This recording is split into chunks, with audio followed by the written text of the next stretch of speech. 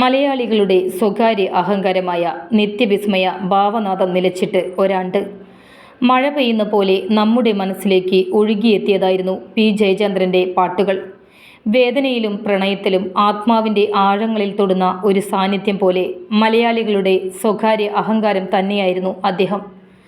അദ്ദേഹം പാടുമ്പോൾ വാക്കുകൾക്കിടയിൽ ഒരു നിശബ്ദത തന്നെയാണ് നമ്മെ പിടിച്ചുലയ്ക്കുന്നത്. അമിതാഭിനയങ്ങളില്ലാതെ ഒരു സാധാരണ മനുഷ്യൻ്റെ വേദനയും പ്രണയവും സ്നേഹവും മാത്രം നിറച്ച ശബ്ദം. സിനിമാ ഗാനമായും അദ്ദേഹത്തിൻ്റെ ഭാവവിസ്മയ ശബ്ദം സംഗീതക്കടലിലേക്ക് പുതുമ തെല്ലും നഷ്ടപ്പെടാതെ ഒഴുകുകയാണ്.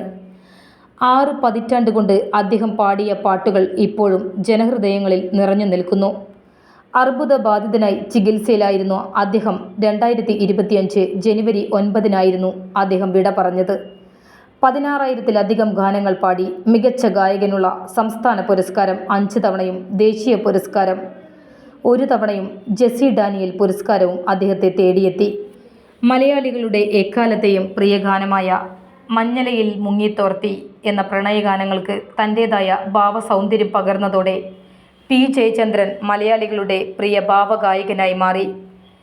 ഇന്ന് ആ ശബ്ദം നിലച്ചിട്ട് ഒരാണ്ട്. എങ്കിലും അദ്ദേഹത്തിൻ്റെ ഓരോ പാട്ടും ഇന്നും ജനഹൃദയങ്ങളിൽ തളിർക്കുകയും പൂക്കുകയും ചെയ്യുന്നു. അദ്ദേഹം പാടിയ ഓരോ വരിയും തലമുറകളുടെ ഹൃദയത്തിൽ ഓർമ്മയായി പതിഞ്ഞു. കാലങ്ങൾ കടന്നാലും മായാത്ത നിത്യനാദമായി ഇന്നും എന്നും അദ്ദേഹം ജീവിക്കുന്നു ജനഹൃദയങ്ങളിൽ.